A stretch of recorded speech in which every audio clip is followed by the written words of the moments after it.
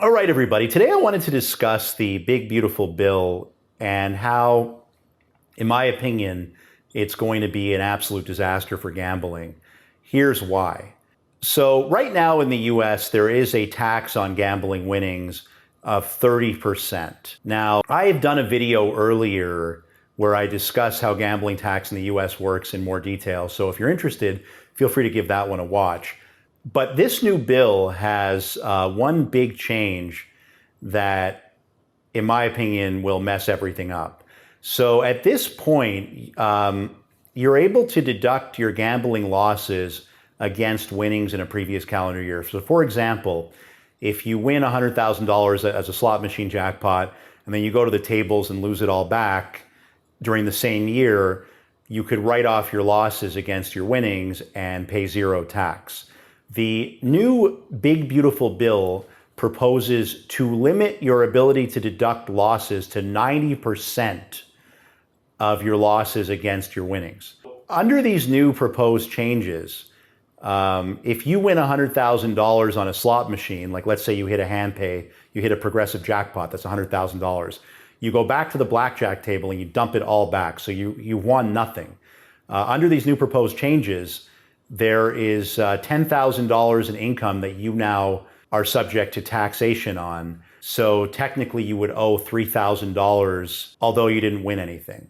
So that is a massive change. Now that's bad enough if you're just an everyday recreational gambler who might hit a few jackpots and, might go to the casino every now and then. But for all the high limit gamblers out there, this will be, unless it's changed, this will be absolutely disastrous. Even in my case, I would say I gamble a fair amount. My annual losses on average are about six figures usually. But in order to get to that six-figure loss, I could have a handle that's in the millions of dollars. If you think about it, there's other channels out there that do like $5,000 spins on slots who could potentially be generating a handle of tens of millions based on at least what I've seen. So, in my case, if I were to lose 300,000 one year and I had a handle of say $5 million of coin in, and just to explain what a handle means, a handle is the amount that you're betting, whether it's the amount of coin in or the amount of hands multiplied by the dollar amount per hand that you're playing at the tables. So let's say I have a $5 million handle and I lose 200,000 in one year. Potentially if every one of my winning hands is counted as a win, and then my losses have to be deducted against that, when there's 100% write-off, then it doesn't really make a difference. But with 90%, now you're looking at $500,000 potentially in phantom income. So I'd be on the hook for another $150,000 based on the rules of this new bill. Now, we're not sure exactly how handle is calculated. I'm pretty sure that if you're betting high limit slots, every time you get a hand pay, that's counted as reportable winnings. But the question is, let's say you go to the blackjack table and you're betting $500 a hand and you're playing all night. And let's just say, at the end of the night, you lose 10 grand, but you've had some winning streaks where you've gone on like runs of hands where you're up a couple thousand, then you lose it back, up and down, up and down, up and down. Let's say you have winning bets that total, I don't know, let's say $50,000 in winning bets and $60,000 in losing bets. Does the calculation of reportable wins, is it based on a particular session? Is it based on every individual winning bet? We don't know this. Hopefully it's just based on session. Now, when it comes to slot machines, same thing. I mean, your player's card could track things at a pretty granular level. I'll give you a good example of this. A lot of online casinos that I play on will do something called a reality check where they'll tell me, hey, Victor, you've been playing for 2 hours and you've made $30,000 in bets. Now, I could only be up or down like less than $50, but they're telling me the total number of bets that I've done.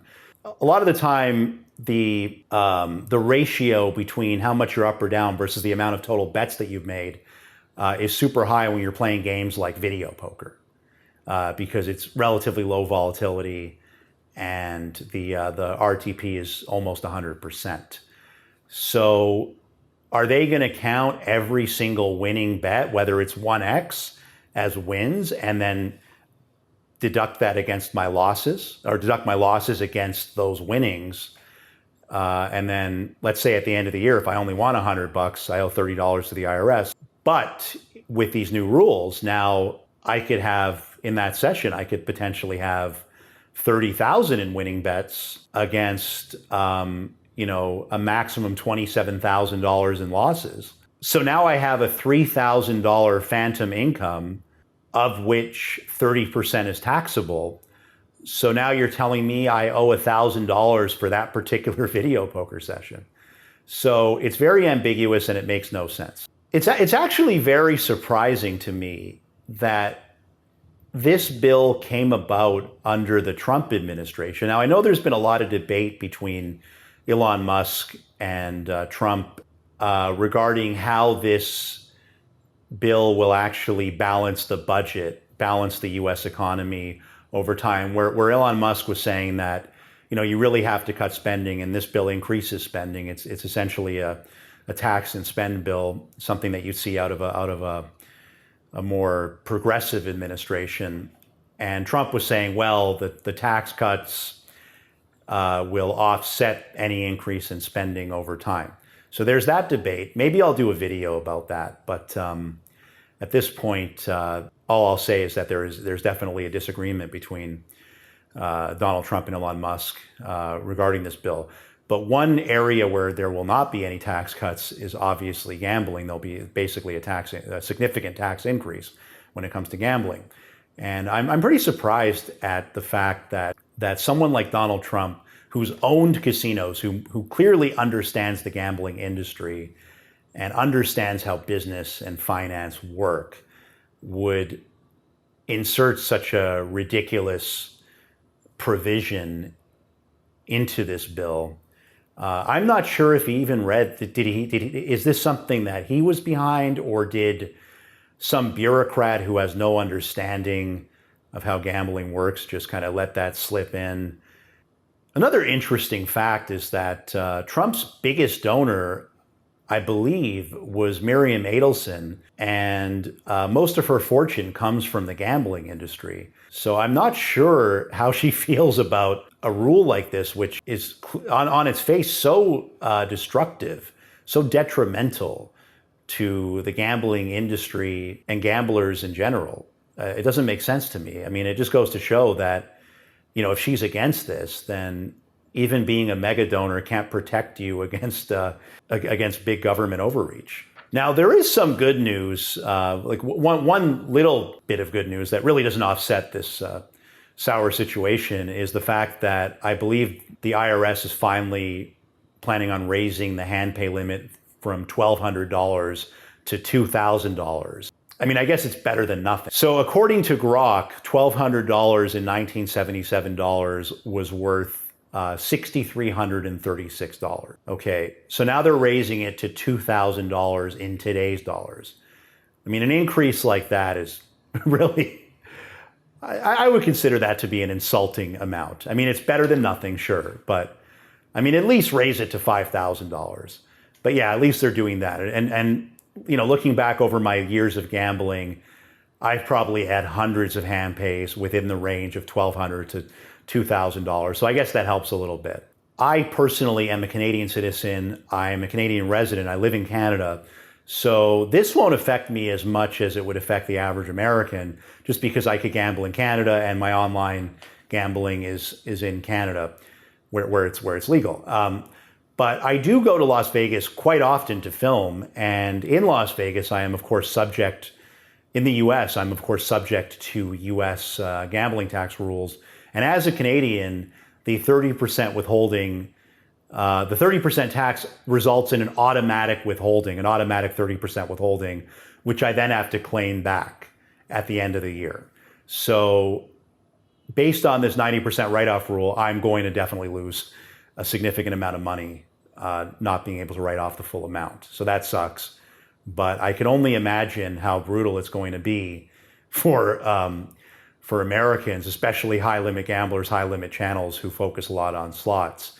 Hopefully it's overturned, but I looked into this, and according to Grok doesn't seem to feel that the likelihood of this bill being overturned before the 2026 tax year is very high.